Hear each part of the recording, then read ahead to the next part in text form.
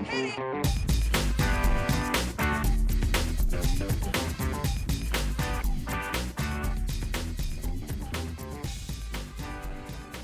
morning, good afternoon, good evening, and welcome to today's Caffeine for the Soul. All week we're talking about success and the various success factors. And today I want to talk about something called the law of compensation. And that's how Ralph Waldo Emerson put it about 150 years ago.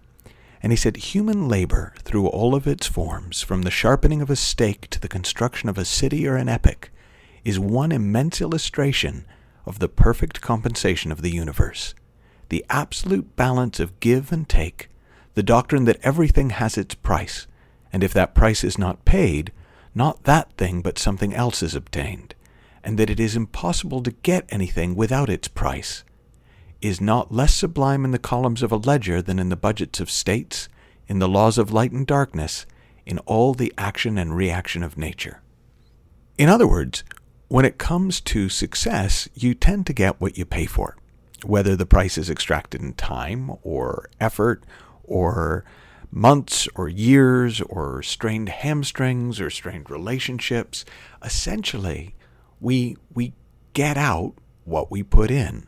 And that's why you probably notice that people do about as well in life as they probably should do. And yet, so much of what's written about success is about shortcuts. How to get something for nothing, how to skip the hard part, how to get rich quick, how to own the world without having to pay property tax on it. And I've been doing this for a long time. I've been coaching people for over 25 years. And there's really only two things that you really can usefully focus on. And one is the task at hand. And one is opening up to the hand that guides us. So what do I mean by the task at hand? Well, all you ever have to do is what's in front of you to do. And yet we exhaust ourselves thinking about all the things we should be doing, all the things we still have to do, all the things we ought to do. When in fact, all we ever have to do is whatever is in front of us right now.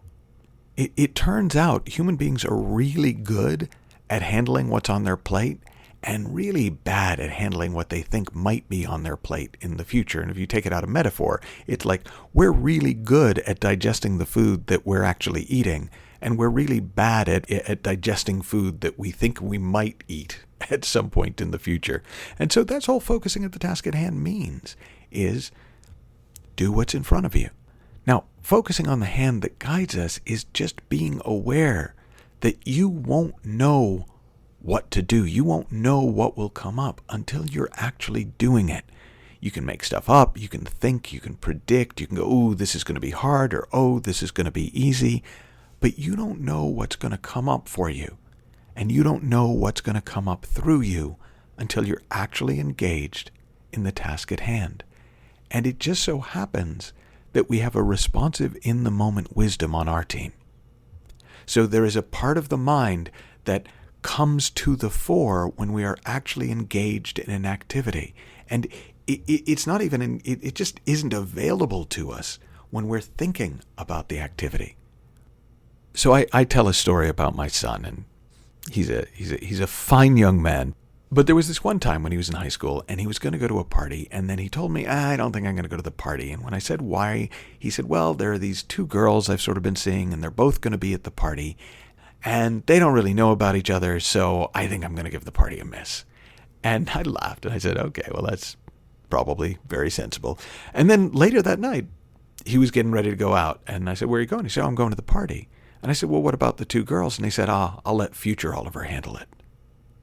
Now, there was actually an incredible amount of wisdom in that, because future Oliver is going to have resources that current Oliver, who's worried about it, doesn't have.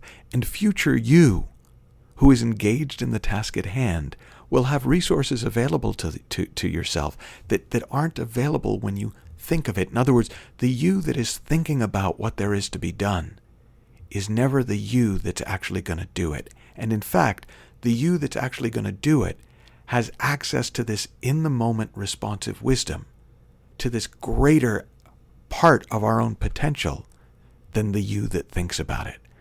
So if you want to experiment with this today, I'll give you two things that you can pay attention to. One is take a look at your life and see if you haven't succeeded pretty much in line with what you've put in. Maybe you've done a little better than you think you should. Maybe you've done a little worse. But if you were being objective, see how close the law of compensation is to explaining exactly why you've succeeded to the level that you've succeeded in whatever it is that you're taking on. And then second, just choose a task today to just do, to just throw yourself into, and notice what comes to you as you throw yourself into it. And notice particularly when you're pleasantly surprised by what comes through. And then you can share what you've seen on the Inside Out community on Facebook. Have fun, learn heaps, happy exploring, and we'll talk more about it tomorrow.